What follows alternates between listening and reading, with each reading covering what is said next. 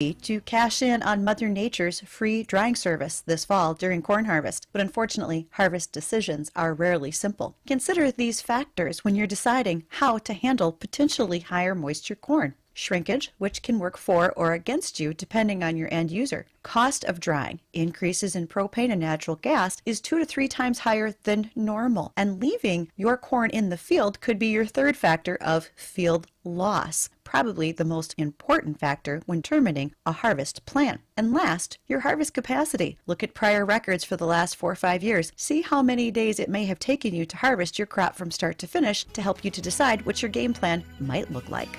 That's today's Focus on the Field Ag Minute with Ag Director Bridgette Readel. Brought to you by Summit Carbon Solutions. Tune in for Ag News Minutes each weekday on WDAY.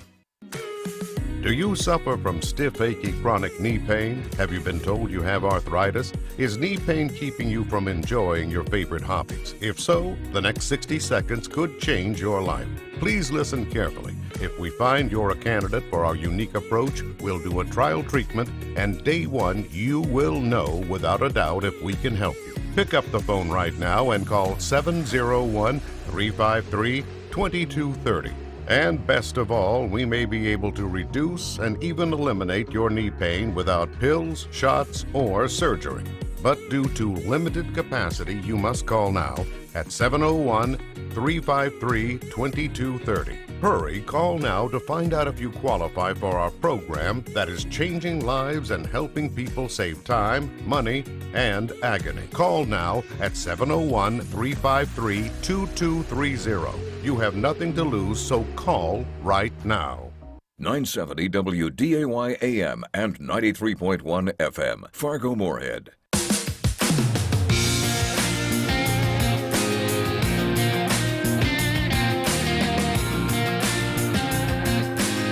Welcome to Weather and Ag in Focus. Thanks for joining us this afternoon. It's 1:05 here in the afternoon. We got 55 degrees outside, which is turning out to be a very nice day out there. You want to turn my mic on? There you go. Thanks, man. We'll turn your microphone on. Right. Dean, how are you doing today? This is Chief Meteorologist Dean at the wheel Wysocki and Ag Director Bridgette Readel. Good afternoon, Bridgette. Howdy, guys. How's the weather out there shaping up for you?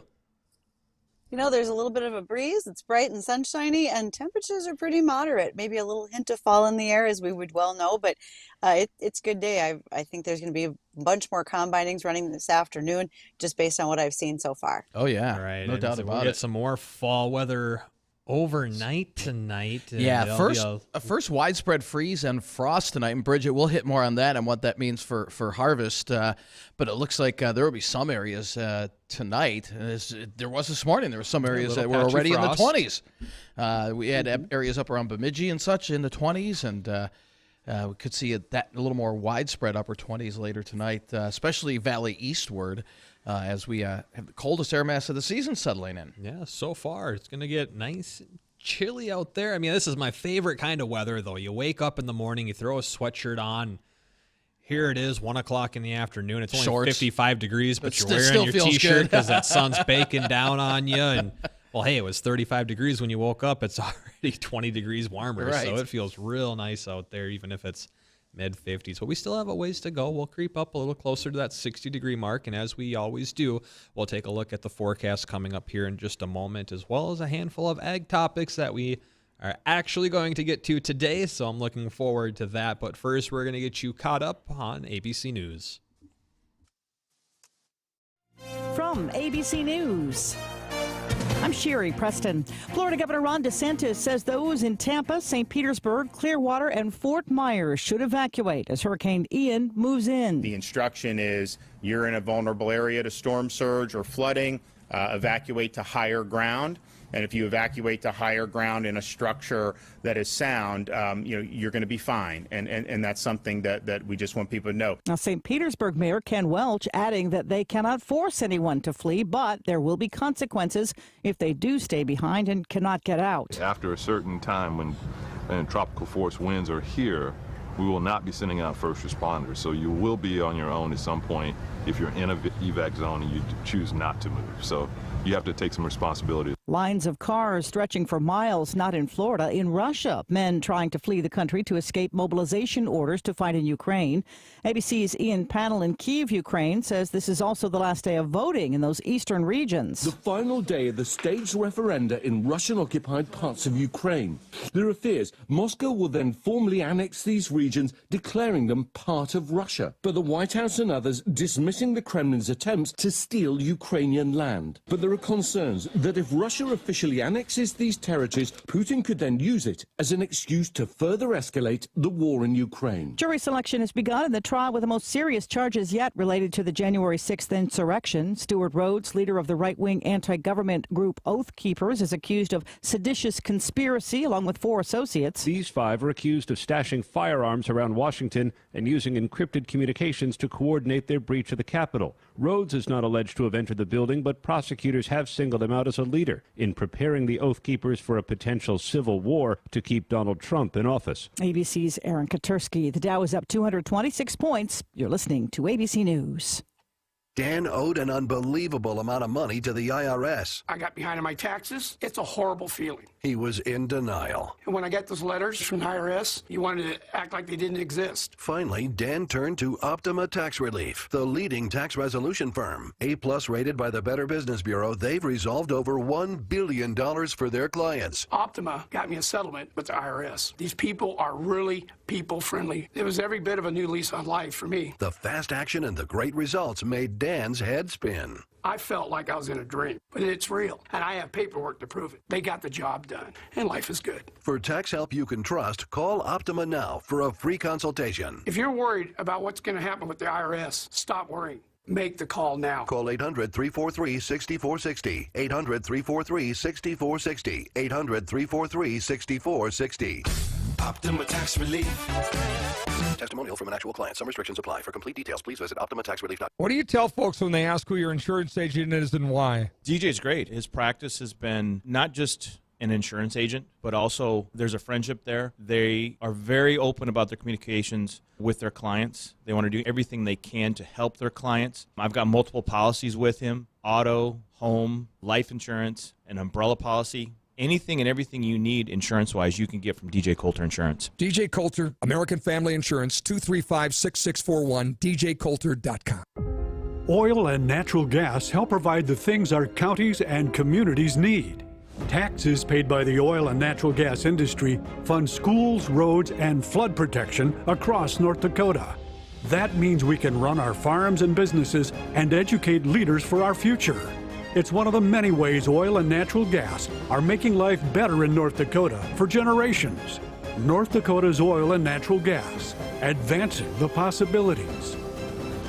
From the North Dakotas for Comprehensive Energy Solutions studios in Fargo, it's WDAY Midday, your best source for news, weather, and agriculture. Your daily afternoon focus on weather and agriculture starts now. And welcome back to Weather and Ag in Focus. Thanks for joining us this afternoon. If you'd like to join in on our conversation, ask us any questions or topics, weather or ag related, give us a call, 701-293-9000. That phone number again, 701-293-9000. Or you can always send us an email during or after the show with those weather or ag related topics or questions to weatherorag@flagfamily.com. And speaking of the weather, we had kind of touched on it was going to get cold tonight, or at least a likely chance for widespread frost in some areas of freezing conditions. And Dean, is there any more of that kind of icky weather in the forecast over the next 7 days, or once we get through tonight, is that it? I think icky is a good way to. That's how Bridgette would say. It's a little too early for our first hard freeze. We can't be freezing all those apples up there. We can't. And after we get through tonight, we're on a stretch of some really nice weather. I don't see any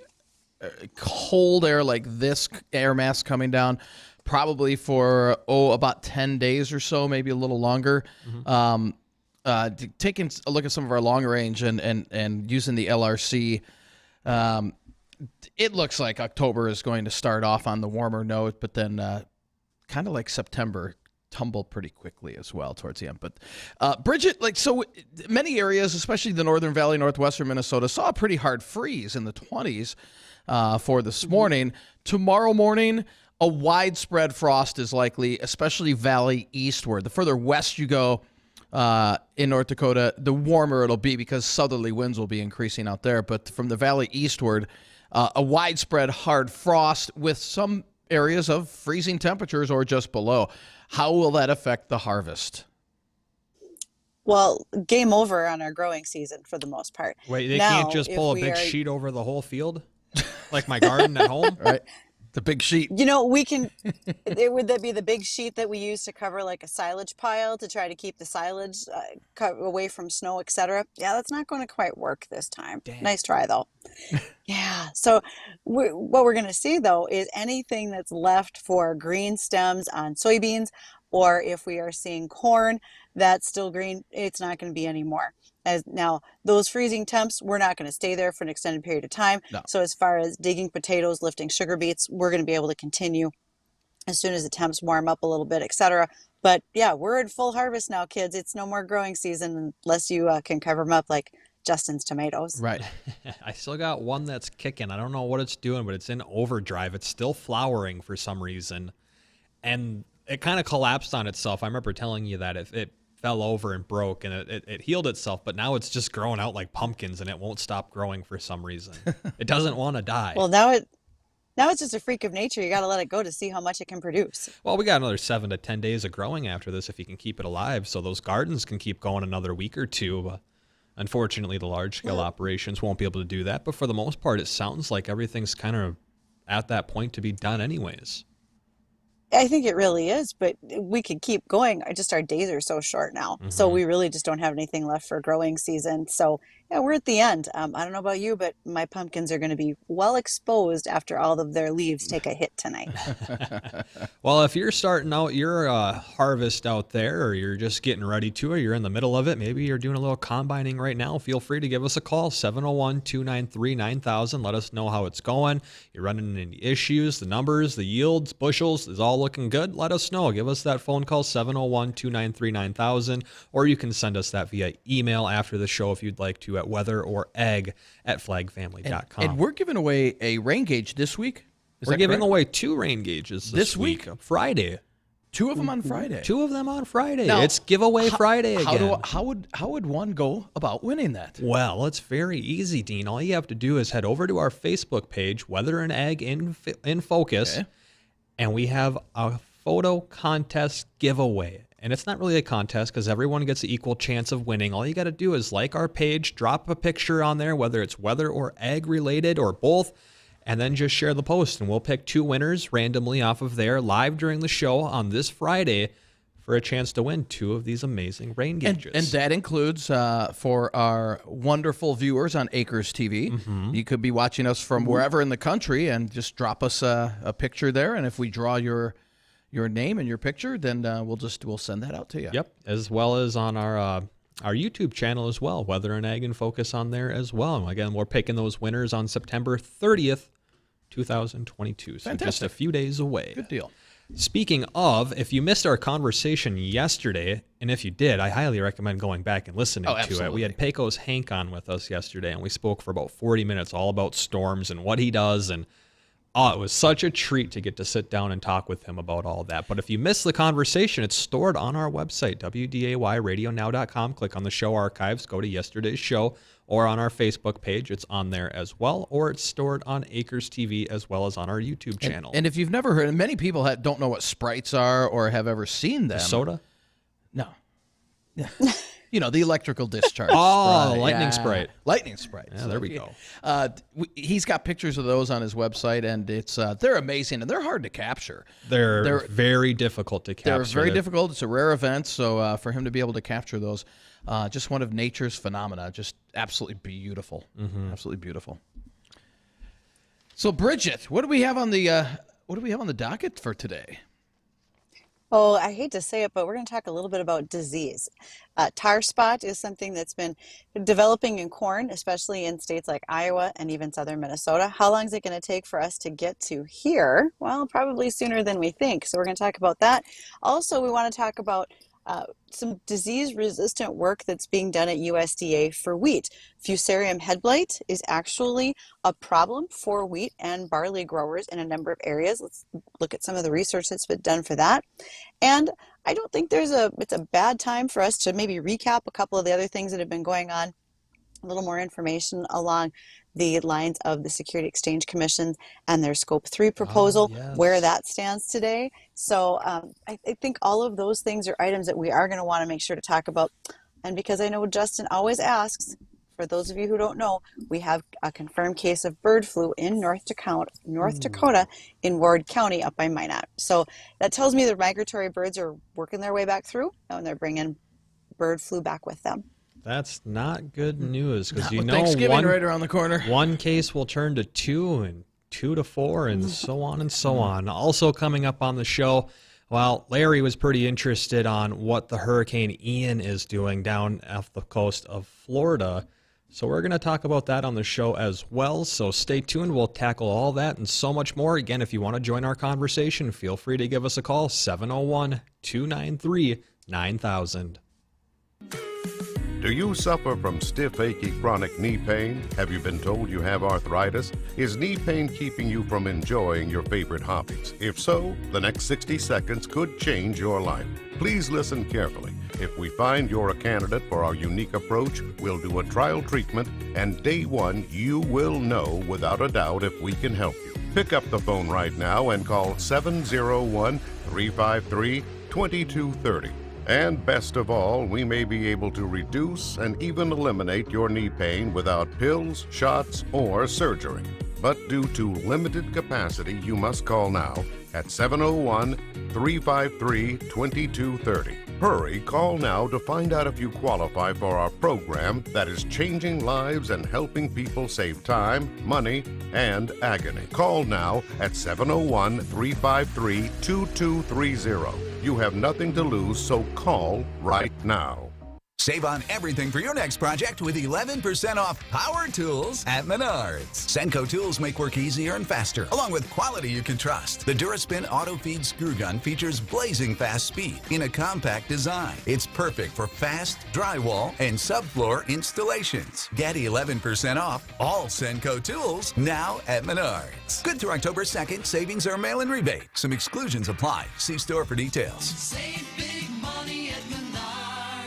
She posted about us just now. Celebrities can't get enough of Be Honest Bespoke skincare line. She has 147 million followers. How do we monetize? She needs a social media associate to help her with the hype. We should repost this. Do we need a hashtag? Indeed can help her hire great people fast. I need Indeed. Indeed you do. You can schedule and conduct virtual interviews all from your employer dashboard. Visit Indeed.com/credit and get $75 towards your first sponsored job. Terms and conditions apply. Dancing crew, trip for two, nail the final interview. Game with Doug, brand new mug. Come here, kid, give me a hug. The more you want to do, the more we want to do. Boosters designed for COVID-19 variants are now available. If you've had your primary series, schedule an updated COVID-19 booster appointment as soon as you're eligible. Sponsored by Pfizer and BioNTech. If you love helping adults with developmental disabilities and want to work in a culture with benefits nobody else can match, apply today at Red River Human Services. Enjoy a $17 per hour starting wage, health insurance benefits at 30 hours per week, quarterly wage adjustments, hourly increases after 90 days, and a possible $750 signing bonus. Apply now for this amazing position at rrhsf.org or call 701-235-0971 and see how great it is to work at Red River Human Services.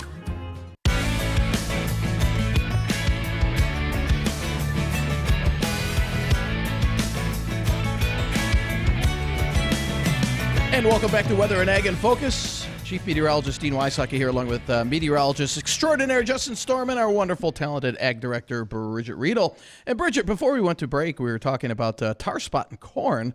It's creeping a little closer to our area. What, for people that don't know, what's tar spot?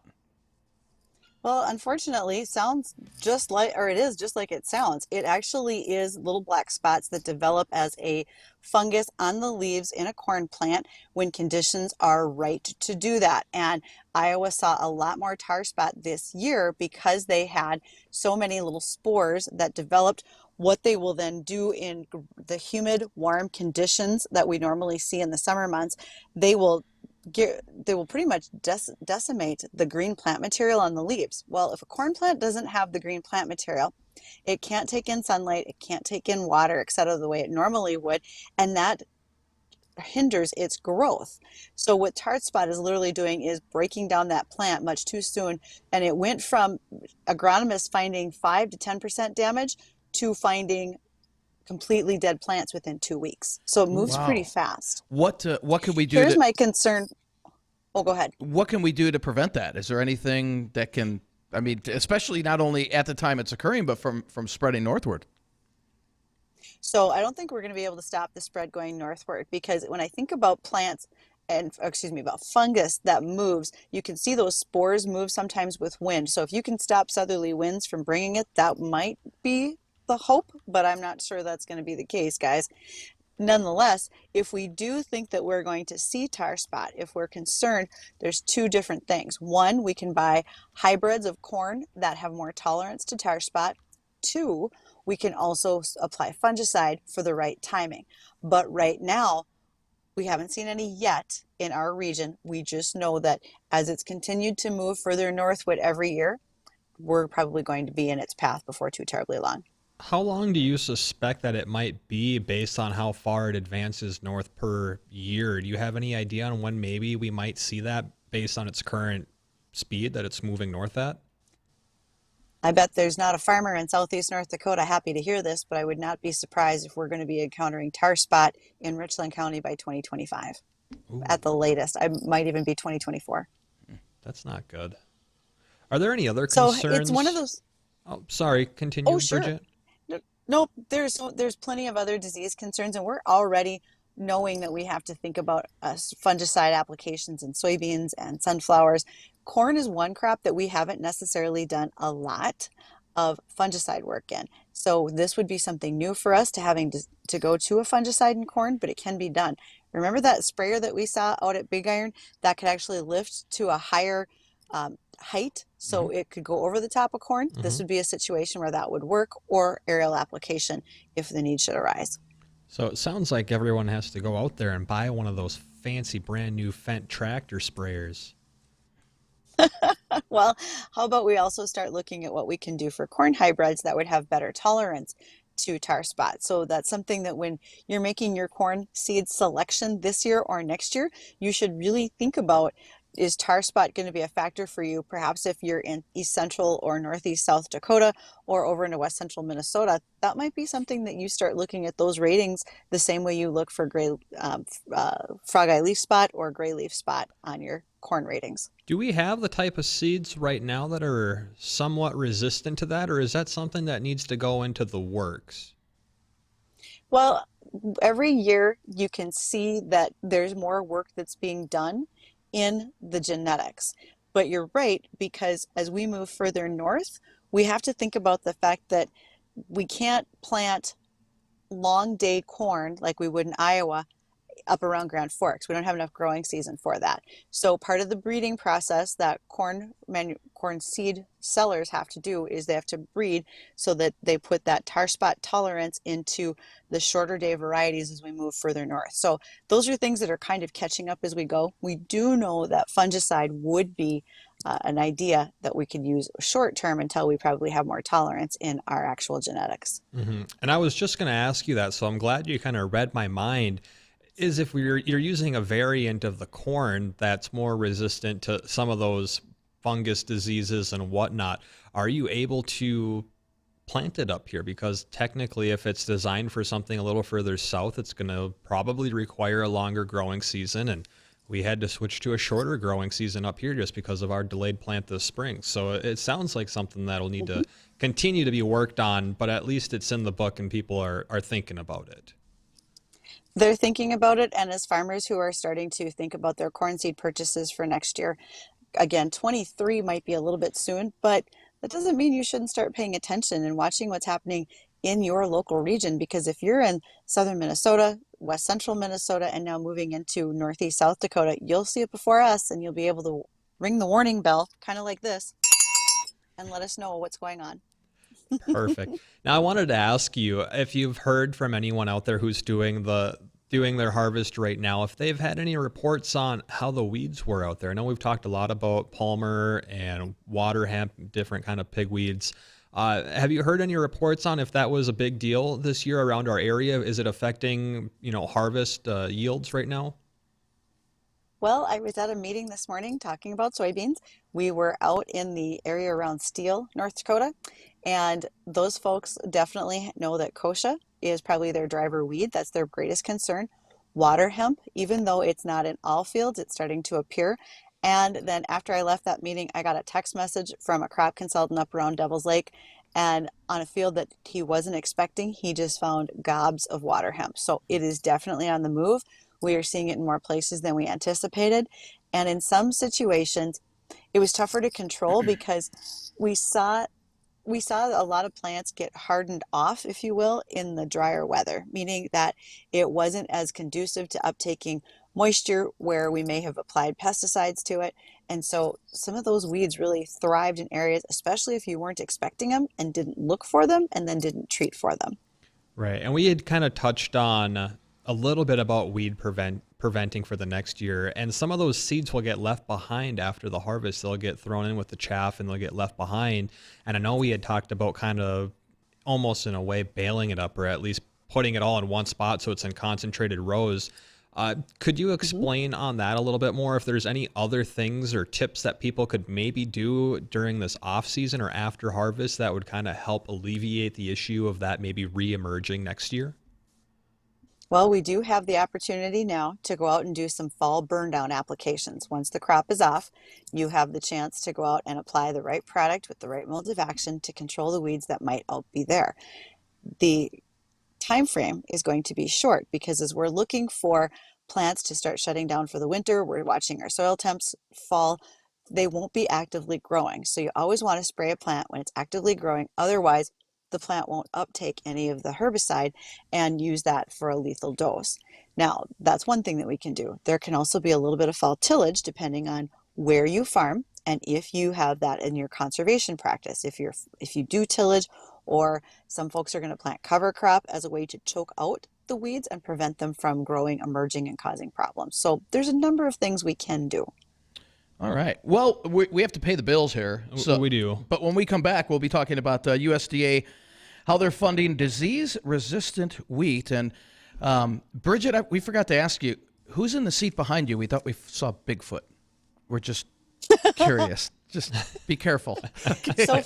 So far, no one. Okay. But I'm going to take a look. Okay. Well, just to be sure. Don't go anywhere. We'll be right back.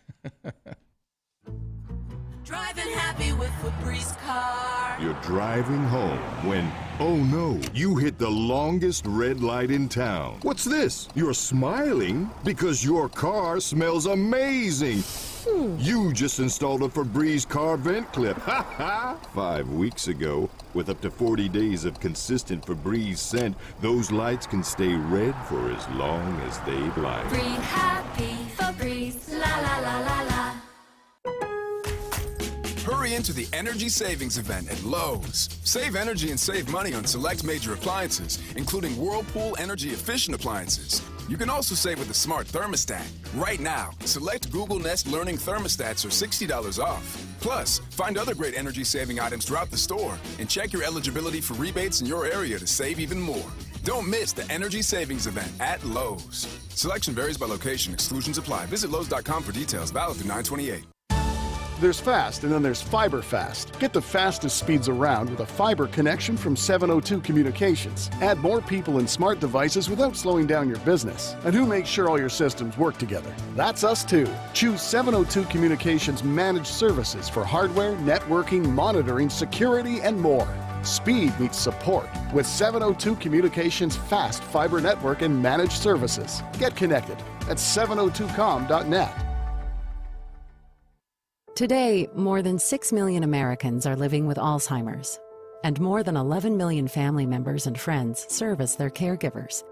While researchers are working tirelessly to end Alzheimer's and all other dementia, the number of people living with Alzheimer's is expected to more than double by 2050.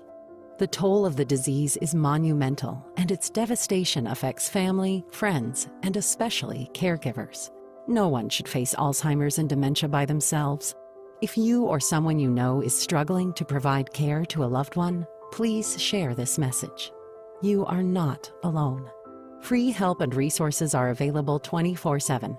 To talk with an expert and obtain disease-related information, care and support services, call 800-272-3900 or visit the Alzheimer's Association website at alz.org. You are not alone. Have you ever thought about selling your home but quickly talk yourself out of it when you consider all the repairs, cleaning, inspections, open houses, and the unknown of what price your home will actually sell at? Stop stressing. We will buy your home as is with no appraisals or costly commissions to worry about. You can even pick your closing date. Call me, John Osala with JK Property Partners at 701-306-3229 or go to fargohomevalues.com for an instant valuation. Save now on premium mattresses, pillows, bases, and linens at Accord Comfort Sleep Systems directly across from Olive Garden. Find the best mattress design and construction with our exclusive technologies such as our Accord Comfort Reflex Layer, ensuring proper spinal alignment. Our Thermodyne climate control fabric is perfect for the couple sleeping hot and cold. Buy today and take it home today, or free delivery in the FM metro area. Accord Comfort Sleep Systems. You're going to love sleeping with us. Did you know that periodontal disease is the #1 health problem in small animal patients? Hello, I'm Dr. Calderwood, a veterinary dental practitioner at Prairie Winds Veterinary Center. By 2 years of age, 80% of dogs and 70% of cats have some form of periodontal disease. If you notice a change in your pet's playful habits, breath, or facial swelling, there's a chance that your pet is suffering from mouth pain. Prairie Winds Veterinary Center can help. Call us at 701-356-5600 or learn more at prairiewindsvet.com.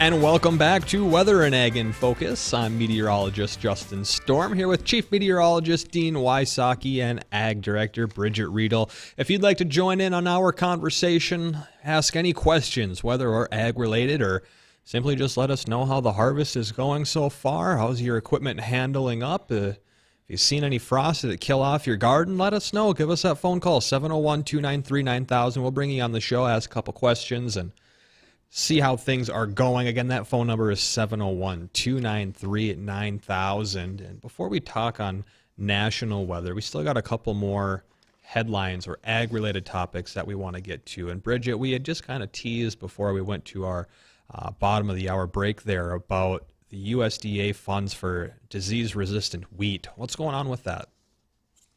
Okay, so one of the disease problems that we have in wheat is called Fusarium head blight. And had I not had it typed out for you guys, I was going to give you a chance to see if we can tease everybody on how to say it and spell it, okay? So Fusarium will reduce the yield as well as the grain quality, and it will contaminate grain with mycotoxins. So that's actually a worldwide threat with Fusarium, and it's predicted to become even worse with what we're facing for potential climate change. And usually we control it with a heavy amount of fungicides. Well, there is work being done. There's a $1.2 million research grant that has been awarded to see if we can generate a tolerant wheat and barley strain, and it would be tolerant to the Fusarium head blight, so we would not have to rely on the fungicides for that protection to the wheat plant. And this, again, when I say head blight, it affects the top of the head where the wheat or barley kernels are, and that's what we're trying to protect so we can take those to yield. That's the part of the plant that we all want to eat and use. So we're going to see where this leads, but work is currently being done to see if we can alter those genetics just slightly to make them more useful.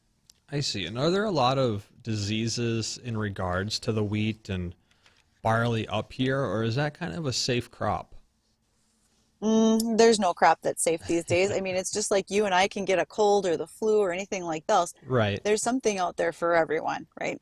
So when it comes to our wheat crop, we look at early season leaf disease. We can also see things like gloom blotch, and you can look at seeing the head blights, etc. So there's a number of things that we watch for. Some we just have a planned spray pattern. We know that we're going to likely be spraying for the early season leaf disease when we do our first pass for weed control. So there's some things you just plan for, others you watch for and treat as necessary. Can have some variance in them. I see. And obviously a lot of these diseases affect up here, but what's kind of that number one thing to watch out for with those diseases in the wheat and the grains? If they exist, watch for the disease, treat as needed, because otherwise you have the potential for a big yield loss. And that's why we're doing this, right? Farming isn't a volunteer program. You actually did it to raise a crop, have a yield, and take something to the bank at the end of the day. So we're going to have to scout those fields pretty well. Now, speaking of going to the bank at the end of the day, something to keep in mind, and I've brought this up a couple of times, it hasn't gone away yet, and that is the Securities and Exchange Commission's Scope 3 proposal. We anticipate sometime in October, we may hear whether or not this is going to go through. And remember, farmers and ranchers need to really pay attention. This is a proposal that says all publicly traded companies, and this was announced in March, publicly traded companies, Kellogg's, Pepsi-Cola, Walmart, etc., have to publicly declare what are their steps to prevent greenhouse gas emissions in order to do a better job of carbon capture, etc., throughout their supply chain, which means it goes all the way down to the farm level, which would mean that you would have to be able to track how many gallons of fuel you're using in your tractor to plant, till, harvest, how much fuel you're using to ship to market, making sure that your tillage practices, how much carbon are you capturing, what are you doing for cover crop. Some of those things are being done. Some of them are new practices depending on the farm. And what it would mean is if you're a farmer who's practicing those things versus the guy who's not, or the gal who's not, that could make the choice of if one of those manufacturers is buying your product. There may become a segregation in who's playing by those rules and regulations. When I think about this rule, the part that scares me the most is who's lining up the fastest to be of help. And maybe you can't see me do the air quotes of that. Attorneys and consultants who are saying that this is going to be so complicated, you need to pay us to sort it out for you. And that's just going to add another layer of policy, which adds another layer of pricing for us as a consumer. You know, I want to ask the listeners out there, give us a call, 701-293-9000. What do you think about this whole Scope 3 and what Bridgette was just explaining? I'd like to pick your mind on it. And if you're, going to be having to deal with this firsthand, how you feel about this? Are you okay with it? Are you afraid? Because from what it sounds like to me, one, a lot of extra steps to do that probably aren't really getting done on the smaller scale levels anyways, but now you're going to have to do that. Two, like you had said, Bridgette, it's going to be more money, more costs, and those smaller operations just can't handle that. I mean, with the increasing price of nitrogen and fertilizers and gasoline, diesel, I mean, we're looking at prices that we haven't seen in years, and it ain't coming down anytime soon, or at least it hasn't been. I mean, give us a call, 701-293-9000. Let us know what you think about that. Are you afraid? I just want to pick your mind on it a little bit. Dean, what are your thoughts on that? Just less government is better. I mean, just quit trying to pass just stuff that's going to hurt our agriculture community. Like Bridgette said, most of these, in fact, for our friend up in Saskatchewan, he said, QDM. We're already doing stuff that is, that's helping the environment. So why continue to crack down more and more and more when you're just going to put the squeeze on these farmers? It's just, right. Well, I believe what he said, and QDM, Quick Dick McDick was on with us, I think it was 6 weeks ago. Yeah. He joined us. If you want to go back and listen to that, send us an email. We can tell you what date he was on with us. But I think it was a carbon tax is what I think he was talking about. Right. And it added a couple $100,000 in expenses to his operation up there in Saskatchewan. Or not Saskatchewan. Yep, he's Saskatchewan. He said Right? Saskatchewan, but yeah, he's in Saskatchewan. But there's a lot of unknown questions here. Who owns the data? And that's always been a Amazon. Big question for ag producers. They want to know who owns their data and how is it going to be used, for or against. As a consumer, I don't like the idea of prices going up any more at the grocery store than where they're at. But if you're an investor on Wall Street, you want all the right buzzwords: sustainability, regenerative, carbon capture, greenhouse gas emissions being lowered, and you want to see that return based on your dividend from that company that you've invested in. So there's a lot of mixed feelings for people out there as to what this could look like.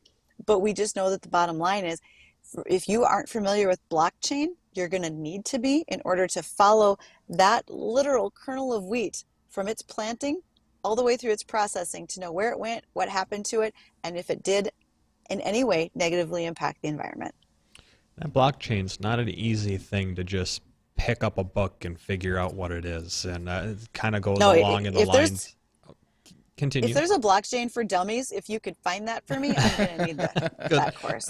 Good luck. I've been kind of trying to deal with that for numerous years, and it's kind of goes along the lines of the old cryptocurrency falls online with the blockchain technology, and it's basically what you said, being able to track, oh, here's kernel C178344, and it's going off over to West Virginia to the Amazon manufacturing plant to make some flour. I don't know, but that's kind of along the lines of what it is. And right. Real quickly, Bridgette, so with the increase, I know Justin had talked about this earlier about the fertilizer prices climbing. That combined with, well, we've got a tentative railroad settlement. What are you seeing, month, 2 months, even further down the road with this? Guys, how much damage is this hurricane going to do? Because if that, as you're talking about in Florida, we do some fertilizer mining in Florida. There's not as much manufacturing in those Gulf Coast areas as there was, say, in Texas when that hurricane occurred over there on the Gulf. But nonetheless, anytime you have major disruptions for people movement as well as transportation, because I heard at the top of the hour, Kyle say major cities in Florida are being encouraged to evacuate. Well, if that's the case, where are those people going? Highways are congested.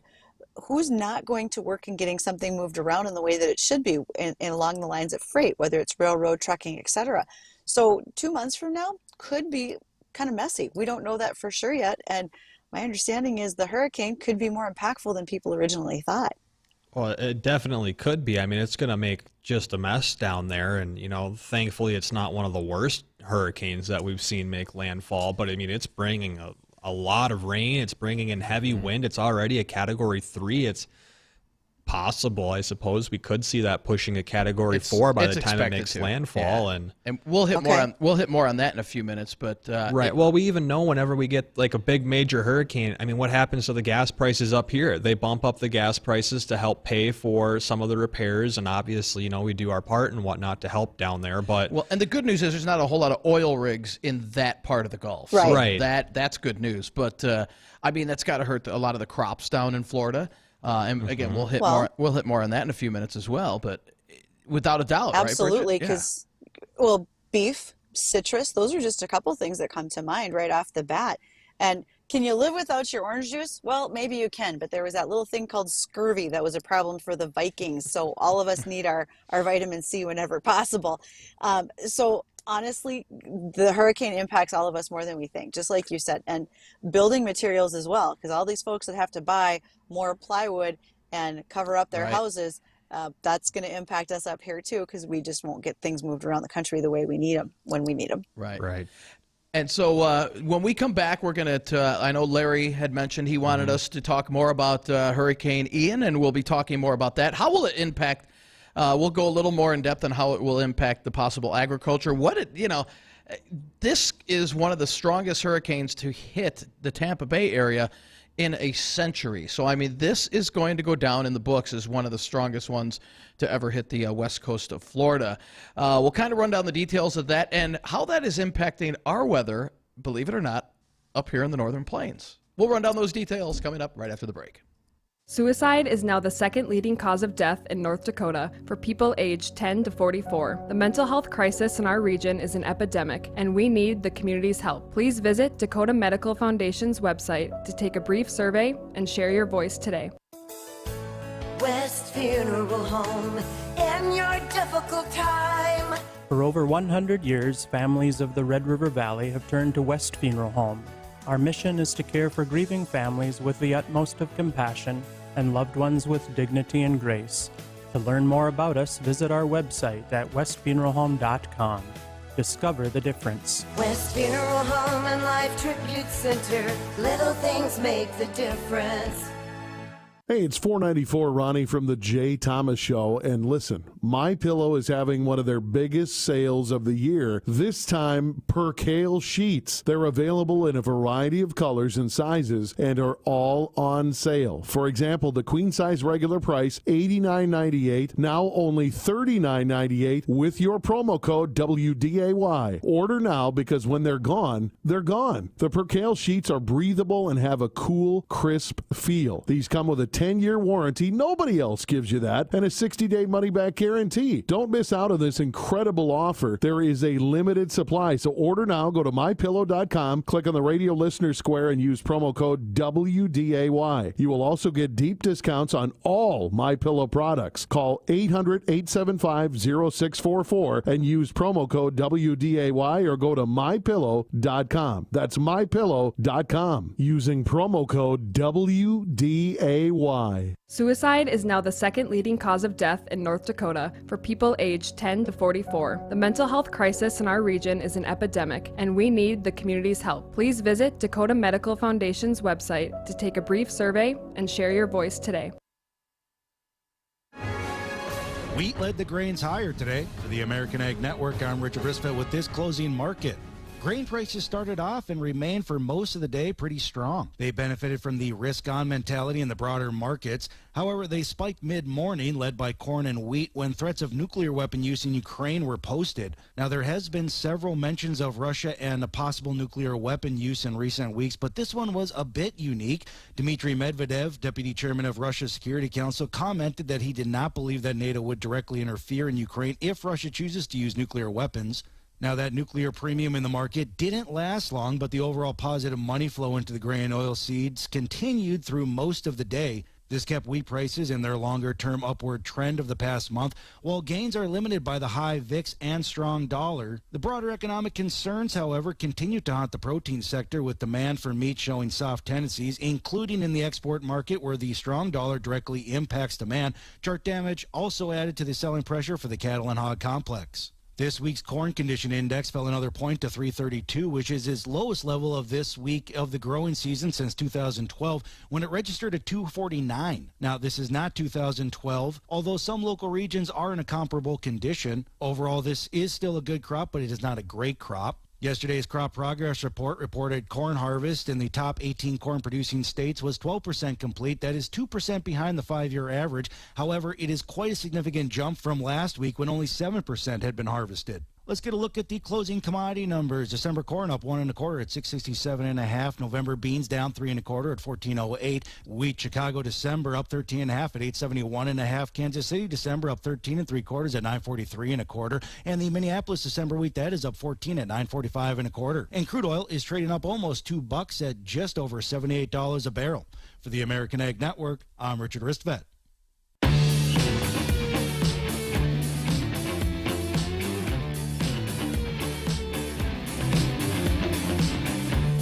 Welcome to WDAY Weather and Ag in Focus. So glad to have you joining us today. I'm Bridgette Readel, Ag Director, joined by Dean Wysocki, Chief Meteorologist, and Justin Storm, Meteorologist Extraordinaire. Gentlemen, there's a hurricane brewing down south. What should people know about that? Anything in particular that come to mind that makes this historic? Well, I mean, it's a big old mess. Yeah, Cat 3 right now, and there's a possibility this could strengthen into a Cat 4. It's good possibility it could strengthen into a Cat 4. And that is, Cat 4 winds between about 130, 156 miles an hour, and that's enough to do a lot of damage. It's going to be a slow-moving storm. You've got storm surge about 10 feet, and just a lot of rain. Here's the thing. I've got family down there. I've got friends down there, and I was talking. I had a friend message me on Facebook saying, you know, he lives on the up by Jacksonville. And he goes, I know we're not going to take a direct hit from this, but we're going to get a boatload of rain. He said, and we can't take any more rain. We are literally at the point right now where even an inch of rain we're going to flood. Well, and there's areas that are expecting 10, 12, up to 18. Yeah, up to 18 inches of rain. So I mean, I think flooding is going to be the big story on this. The winds are as well. I mean, you're looking at 140 mile an hour winds, and that obviously is going to be a problem. But with the flooding and the moisture and the ground so wet that there's going to be so many uprooted trees, down power lines, and once that wind starts up, because I mean there's just not a lot of strength in the soil right now. It's been so wet down there. So I think flooding is going to be a major problem, and not only for the west coast of Florida, but for the east coast of Florida as well. I think the only place that's going to escape this in Florida would be Miami's not going to get as much rain, and the Panhandle. Right. The Panhandle should escape it as well. But boy, up and down the Florida Peninsula, they are just going to get rocked with a foot of rain, and some spots much more. Right, and not only are they worrying about the storm surge on the west side, the west coast of Florida, where they'll see anywhere from 2 to 10 feet of water rushing inland. But on the east side of the coast as well are in storm surge warnings and watches as well. Around the Jacksonville area, they could be looking at storm surge reaching up to 4 feet. And I mean, I'll tell you what, 4 feet will go a long way up that coast in Florida. And it's it will affect not only weather around the nation, but as we were talking earlier, Bridgette, that does affect agriculture. It'll affect a lot of things. I just don't think people, hey, it's not in my neighborhood, so I don't have to worry about it. I don't give a darn about no it's not hurricane all the way down in Florida. Right. And it's not just what happens in the field, so to speak, but think of the processors that are there, right? There's still industry. It's not just tourism and housing in the state of Florida. We have things, a vegetable production that comes out of that area as well. And so as you see a delay in those items, that's a delay in the supermarket and a delay into restaurant supply, all of that. So really, this could be a holdup in a number of things. We just don't know exactly what it will look like yet. Hopefully it's not bad, but I'd like to think that any state in our nation is a big cog in the wheel that keeps us moving. Right, and if you want to stay tuned to the Jay Thomas Show for later today, and even tomorrow morning on Bonnie and Friends, about 6:10 a.m., I've got family and friends down there, and they're in the direct path of this, and they decided to ride it out. Not sure why. They've been down there for 20-plus years. So to them, this is probably, you know what, we'll ride it out. Right. So we're going to have them on the Jay Thomas Show today. I believe Jay said about 4:10, and then we'll have them on Bonnie and Friends tomorrow morning about 6:10 in the morning. So we'll be checking in on them and kind of getting live updates if you're interested on somebody that's actually down there, what they're actually going through. Be fun to, not fun, but, interesting to hear what kind of prep you need to do to withstand a hurricane. I mean, a lot of the houses down there, they're beginning to transition into that being built to withstand hurricanes and just the structures down there. But what all goes into prepping for a hurricane? I mean, that's nothing we worry about up here. We know for a blizzard, we got to get the bread and butter, but what do you do down there when the power's out for a week at a time and you can't go anywhere because, well, you're surrounded by a moat? Well, and Bridgette, I've got a question, and I hope you can answer this, but, a lot of people worry about the orange crop. I feel like that movie. I should go buy stock in orange crop. Hey, there we go. Is orange a commodity? Yes, it is. Name that movie. What's that movie with the Trading Places? Yeah. Wow. So, most of us worry come January about a freeze in Florida and that ruining the orange crop. Do we have to worry about that? Because the oranges are, they're year-round, but I think they're more in full bloom. We have to worry about it in like January than we would, let's say, if the crop gets flooded right now. Is that or is that not correct? Well, I think there'd be two things. One, do we know if the crop is in bloom? I'm going to need to find a citrus expert out of Florida to tell me if they've got blooms, because they think about it like an apple tree. If the blooms get knocked off, your tree doesn't produce fruit. Right. How does that correlate together with a hurricane? Also, when you were talking about storm surges, a foot of rain, where does that go? How long does it sit? Because if you have trees that are flooded for an extended period of time, now you have problems with rot in the trees. What kind of pests develop in those warm, humid conditions that are going to fly up out of that water or out of that waterlogged soil, and that will burrow into the fruit if the trees are ready to bear fruit. And I think about fungus and disease and how can that affect those trees. So in my head, that's some of the things that I think about. I know that citrus is not the only crop in the state of Florida. It's probably our most prevalent, and those are just some of the things that come to mind for me. Bugs, disease, water damage to the actual trees and plants. Right. Well, it sounds like we're going to have to get an expert in out of Florida to pick this conversation back up so we can really dive into those questions and get the exact answer. And, I mean, is that going to be an issue? Because people up here freak about orange juice when it hits $3 a gallon. And Right. Yep. Well, and the as you said, this hurricane will impact our weather in a good way, because once this gets inland, all the weather patterns really start to slow down, moving from west to east across the U.S. and until this hurricane totally weakens, and which it will next week. But it's not going to move much, slowly moving through the southeast, and that kind of halts our weather. So we're going to be in the 70s for a stretch of time here, which is really nice. Dry weather, great for harvest. Dry weather, 70s. Sure.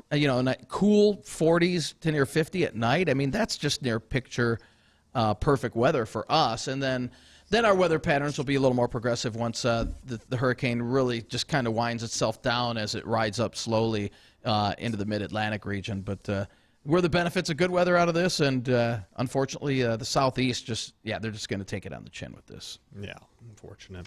Well, we'll see what has to happen, but thankfully, Ag Twitter usually comes through for me. I bet I can find someone as a citrus agronomist. Hey, stay tuned. Right, see what I can do. Well, why don't we end this on a lighter note instead of all the hurricane talk down in Florida, as Pecos would say yesterday. Those aren't pretty or fun; they're destructive. Right. Why don't we talk about fall or popular fall crops by state? Now, we used one of these as a trivia question last week on Give It Away Friday, and it was the most popular fall crop in North Dakota, which turned out nobody knew it was garlic. Go figure. I had no idea. And it looks like we just lost. No, not in North Dakota. Ours is carrots. Is that correct? Oh, was it Minnesota? It was, throughout the U.S., the most popular that's fall, what it was. Yeah, the most popular fall crop was garlic. I see. And I believe in North Dakota it was carrots. Yes, it was carrots for North Dakota, and garlic across the U.S. Right. And Minnesota, I believe, I've got the sheet in the office. I think, do you know, Bridgette, offhand? We lost Bridgette there. Oh, did we lost She her? must be on the phone with a citrus expert right now. So we'll let her make that important phone call, and we'll wrap up this last 30 seconds on our own. And, well, I guess 30 seconds ain't much to wrap up. No. So that'll do it for us here on Weather and Ag in Focus for this is it Tuesday? It is Tuesday. Oh, man, yeah, the week's kind of dragging, but hey, hump day beautiful is tomorrow. weather. Beautiful weather. Get out and enjoy this. Gorgeous weather up through the northern plains and central plains here over the next week to maybe as much as 10 days. Don't see a whole lot of precip. Maybe a little bit of shower activity over the weekend, but it's looking pretty darn dry. I think the western Dakotas, western North Dakota into Montana, could see some wet weather next week. That's not bad news for them.